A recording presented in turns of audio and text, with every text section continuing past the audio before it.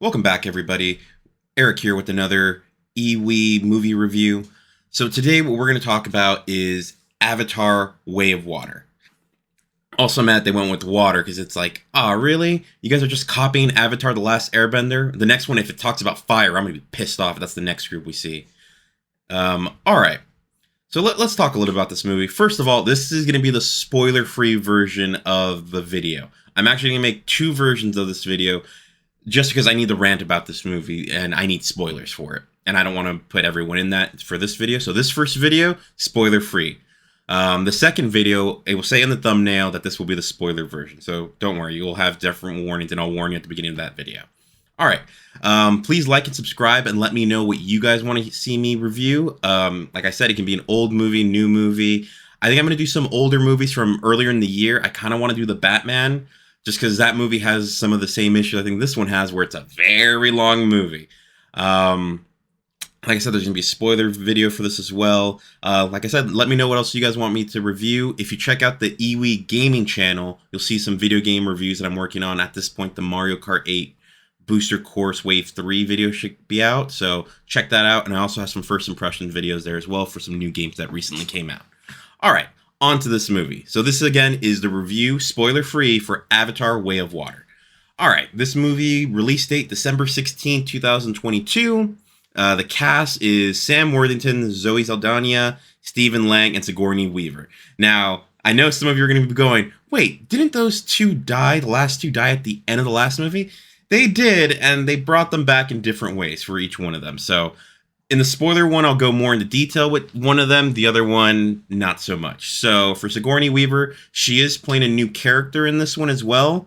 I'm not going to say who she's playing, but she's in this new one. And you'll be able, they basically say at the start of the movie who she is. All right. Now, the big thing about this movie is it has a runtime of 192 minutes. And I cannot stress enough, you feel it. It is painfully long. And I had an added advantage. So I went to go watch this movie in Dolby, the non-3D version, because I ain't doing 3D. I'm sorry. I know a lot of people are like, oh, you can do it in 3D like the original. I hate 3D movies. I'll be honest. I'm like, I don't want to put glasses on my face. Just show me the movie.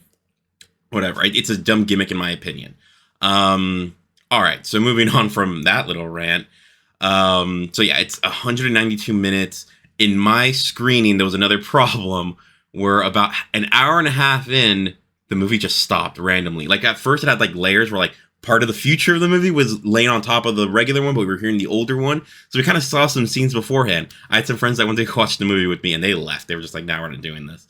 They did eventually fix it like 15 minutes later, but it did derail the movie a little bit. But at the same time, this was a part of the movie that was already boring in my opinion. So I'll go more into that in a little bit. All right. So let's talk about the plot of this movie, which, I'll be honest, not a great plot.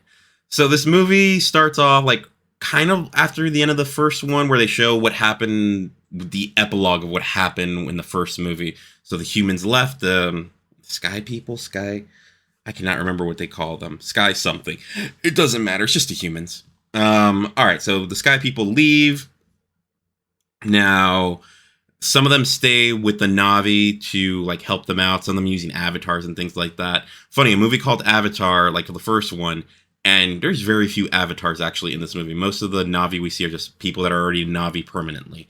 All right, so going back to the story, Jake's now the leader of the tribe. He might have been the leader of the tribe of the last movie. I don't remember the first one all that well.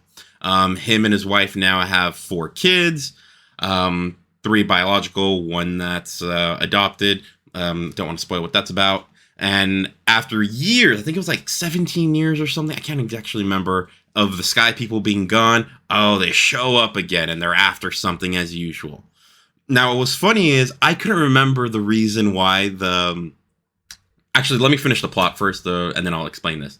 All right, so now what ends up happening is Jake is public enemy number 1 because they're all still mad at him for what he did in the first movie, so they want to kill him.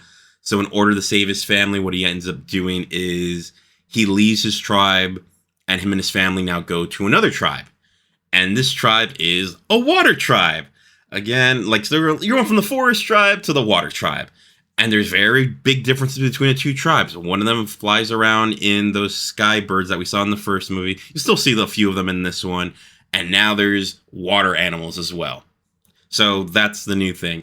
So if you remember in the first movie how Jake had to learn everything from the forest people, well, now the entire family has to learn everything now from the water people. So a lot of repetition there. So a lot of the plot very similar to the first movie. All right, and what ends up happening is, well, they're still going after Jake because people hate Jake for the stuff he did in the first movie. All right. And again, I don't know why Jake was a priority. You do find out why they're on this planet. It's for another resource, and apparently like Earth is dying or something like that. I don't know if that's really a spoiler because they didn't really talk about it. They kept making killing Jake the priority, and I didn't really understand why. I don't understand why Jake was the priority.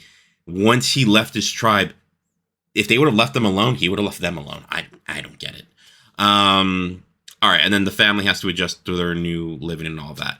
The story just takes place of kind of like, oh, they want to kill Jake. Jake has to protect his family. That's basically the story of the movie. It's not that good story. All right, and I'll talk more about that in the spoilers because trust me, there's going to be a lot about that stuff. All right, there is a weird retcon in this movie where they bring in a new character, and even I was like, wait, was he in the first movie? And then it turns out he's not because I ended up Googling it. He wasn't in the first movie. So whatever. He has a pretty big role in it, and I didn't really find him that important at all. All right, that's basically the plot. Humans back, they want to kill Jake, but they also want some resources. Earth's in trouble. I don't get it. All right, so let me give you my thoughts on the movie, and I'll start with the good, because I want to be fair to this movie before I give the score and all that. The world is incredible. Pandora, like in the 2009 movie, like, okay, James Cameron knows how to build a world. I'll give him that. It was beautiful. It's visually spectacular. There's no other way of saying it. It's visually spectacular, and it's cool to see all the effects that they had in camera with the water. So like there's a water camera, like you can definitely see that they're underwater, and it just looks really good. There's these new creatures. The whales look amazing. I was like, oh, I kind of just want to see more stuff with the whales. But this movie's already too long, so I'm like, no more stuff with the whales. Let's move on with the plot. And the family dynamic was also really good. This family does feel like they're close together. It's like a Fast and the Furious movie. It's all about family. So that was really cool. And the battle in the third act, I want to say there's only like 2 battles in this. There's not that much fighting. The battle in the third act of the movie near the end is pretty cool. It is one of the cooler ones you're going to see in a movie nowadays, just because the effects are just incredible. All right, let me just see what else. And it was also cool to see the distinction between the forest Na'vi and the water Na'vi. Like the water ones have like a different forearms. Their tails are very different. Like they're made for water. So it's really cool that they put so much thought into redesigning the Na'vi in a new way. The forest ones, like they're easily distinguishable. So that was really cool. I'm trying to think if I can give it another good notes for this movie. Yeah, it's visually pretty. And some of the actors give good performances, not all of them. All right, so now let's move on to the bad. And Jesus Christ, like I said, 3 hours. It is painful. It's just like, can we move along already? And I think what really hurts it is, like I said, they go now to like, oh, you have to learn things from the water Na'vi. So if you remember in the first movie, Jake has to learn what it's like to be a forest Na'vi. Well, now we're going to see his kids transition from being forest Na'vi to water Na'vi. And it's kind of like, cool, but didn't we already do this in the first movie? Why are we doing this all over again? This isn't really that much fun. So I got annoyed with it, if I'm being honest. I didn't find it that much fun, especially this is happening in the second hour of the movie. So like the second hour of the movie is kind of just taken from the first movie, and it's just like, guys, you have 3 hours. You use 3 hours, and 1 hour is just a rehash of the first movie. I was just like, no, why? And again, just because you're pretty doesn't mean I care about seeing this stuff. I'm sorry. It's just like, move along with the plot. Move along with the plot. And this movie also has another thing that I got really annoyed about, is that I want to say about an hour in, I was already sure that, oh, they're just setting up the sequel. And sure enough, by the end, it just seems that that's all they did. There wasn't really much of a conclusion. It has like its Matrix 2 moment of, oh, what happened to Neo and things like that. It has that moment. But it's like, you're just setting up for the third movie. This wasn't like the all battle like for the planet or anything like that. It's just like, whatever. I don't think that's a spoiler. It's just this is a middle movie. It's like it's clear it's a middle movie. And one thing that this movie does that I kind of knew they were gonna do because I don't think anyone really cared about making an Avatar 2 besides James Cameron. This movie never really gives a reason for why it exists. So I try to think of movies that showed up after like 10, 20 years after its original release, and did they give a real reason for why this movie exists? And the one that I think does the best job of it, I mean, it wasn't even that long, but it was like Toy Story 4, where I was like, oh, I thought we wrapped up the Toy Story story really well. And then with that movie, they actually gave me like, oh no, this was a cool epilogue story of seeing how Woody's life changed after Toy Story 3, which I was like, you guys actually made me care about this. Okay. In this movie, I didn't care. I was just like, really? This you rehash the first movie, you retcon stuff. The entire reason why the humans were there in the first movie is just completely gone. So it's just like, so why did you make this movie? What was the point of making this movie other than, oh, you're going to make a movie that's in Dolby 3D and you're probably going to charge like $25 a ticket for it. So, I mean, it just feels like a giant cash grab where there is no great conclusion to this movie. There's no great plot to this movie. It's just like it exists. So for all of James Cameron bitching about the MCU movies, he made a movie that was more boring than the MCU movies that he claims are boring. I actually like a lot of the MCU movies. I'd rather watch Avengers Endgame multiple times than watch this again, really. All right. And let me see what else I had to say about this movie. There was one thing. So this movie has... So if you watch this in Dolby, I'm not sure how it works on the other formats. It sometimes switches between 24 frames a second to 48 frames a second. And to some people that might be fine. They're going to be like, oh, it just looks a lot prettier. The switch to me was kind of annoying. I actually did not like it. It was messing with my eyes to the point where I was just like, this is annoying. I don't like this. And after I got out of the movie, I actually had a headache for a little bit because changing between the two was just like, I don't like this. Like, pick your lane.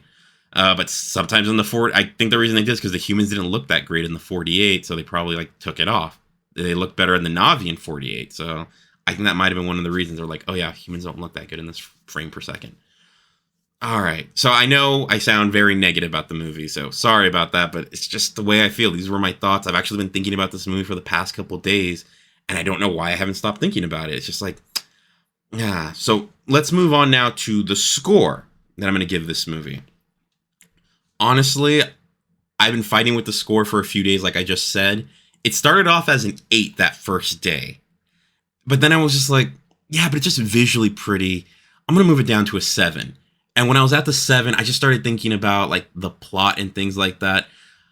Oh, I'm not sure if I mentioned this. So here's another thing about the plot. The way that they kept moving the plot forward was using the kids.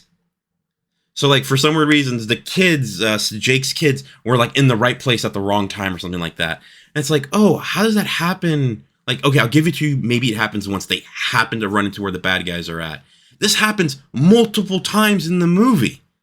And it's just like, so you guys didn't really have a way of moving the plot forward, so you just threw in the kids in there as a way to move the plot forward. I thought that was lazy. I was just like, you didn't really have a great screen idea, so this is just what you came up with. I don't know. That just kept coming back to my head. So I went from a 7 that at the end, I'm going to give it a 6. I think this movie's just okay.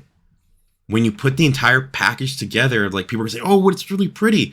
I'm like, yeah, but I see a bunch of pretty movies nowadays. Like everything from the MCU, I would say is pretty. So what are you giving me that's different? And the reality is, I don't think this movie has much that's different. I mean, even the plot of the first one is just Ferngully or Dances with Wolves. It's not really like the original plot was all that great. And I actually think this one's worse. And plot matters a lot to me. It's like, okay, if I'm going to go watch a movie, I want to like feel invested in a good way. I end up feeling invested in a bad way. It's like, you just gave me a tech demo. That's basically what you gave me, a 3-hour tech demo. And even then when I came out of it, I was just like, I don't want to see that again. But yet you asked me, like I said earlier, if you asked me, oh, do you want to go watch Avengers Endgame again? I'll be like, yeah, I'd love to see that again. This, I did not come out feeling that way. And it's really weird because like you can tell that they put a lot of time and energy into this movie, but it mostly came into the visuals, not really into the story. And it's just like, that kind of sucks. You guys should have put more into the story. But I mean, that's just my thoughts. I'm not sure if everyone's going to feel that way. All right, now, would I recommend this movie?